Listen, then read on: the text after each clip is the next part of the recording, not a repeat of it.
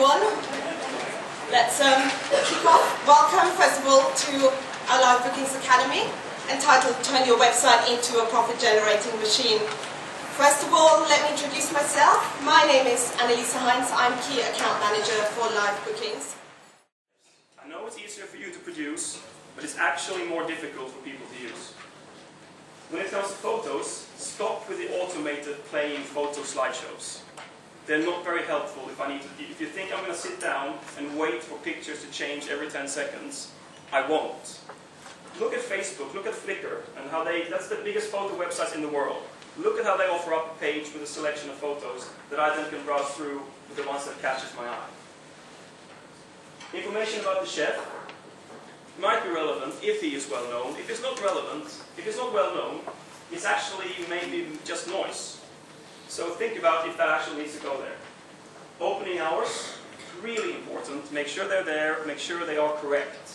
Make sure that if you actually have something temporary in place, a section of the restaurant closed for a while, for whatever, put it there. Put it on your website so I know that there are exceptions to the opening hours. In fact, I think the opening hours are so important that you should put them with your address and your phone number at the page footer on every page in your website.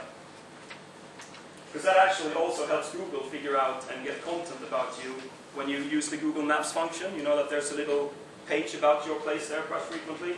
They try to find that content on your website. So if you make that really obvious, it helps Google as well. Maps and directions, don't design your own maps. It may look pretty, but it's not very useful. And above all, don't pay an agency expensive money to design a map for you. There's no need. Use the Google Maps, or use the Bing Maps if you prefer. I can zoom in them, I can see all the street names, I can see things around. I can even, on Bing, I can even see people tweeting around the venue to see what's going on. There's all kinds of useful stuff in those maps that you get for free if you use them. It can help me get directions. Your cleverly designed, beautiful static map will never help me with that. And that's a drawback, even though it may look really good. There are testimonials. Think about that, if that really works for you or not. If you have a few really strong ones from Marina O'Loughlin or some well-known food blogger, they might be very relevant. Something that people can look at and go, oh, it's that person, I know that person, I know who that is. They would never put their reputation online for nothing. But if it's just a random person, people might just assume that they're cherry-picking them anyway, so they actually don't bring much value. So that's something that you need to think about for you if it works or not. The subscription function, give people some reason to subscribe.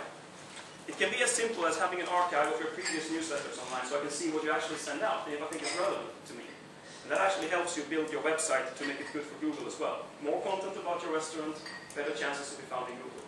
Or make a little giveaway or some sort of competition about it.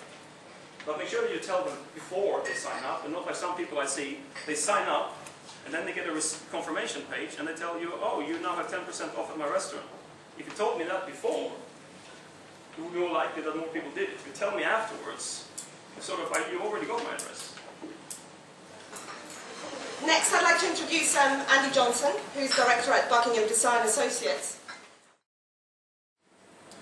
Keywords. Again, I'm sorry if I'm teaching grammatical on some of this, but basically a keyword is what somebody will be typing into the search engine as to what they're looking for. So, for example, Italian restaurant in Balham, I'll use as an example. So I might type in Italian restaurant in Balham. That is a keyword or a key phrase that somebody is specifically looking for. Okay. One thing you can do with your keywords is you can actually use Google AdWords to identify the best keywords and phrases. I know there's actually not many people running AdWord campaigns, but has anybody even looked at or investigated starting to do an AdWords campaign? Okay, so not too many, but okay. Anybody got Google accounts, Google email accounts? Okay, so basically if you go onto Google and you can set up a Google account, which will be good for your analytics anyway and that type of thing, you can start to investigate keyword campaigns. Okay, so you can actually build your advert and you can type in keywords and Google will give you an understanding of how many people or how many clicks it expects you to get per day for that keyword, and it will give you an associated cost for it. That's all you really want to find out.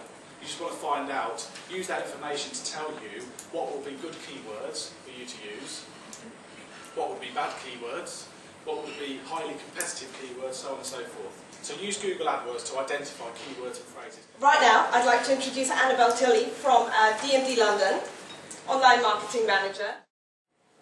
By way of introduction, what I was going to talk about in more detail is 3 key methods that I used for updating the site.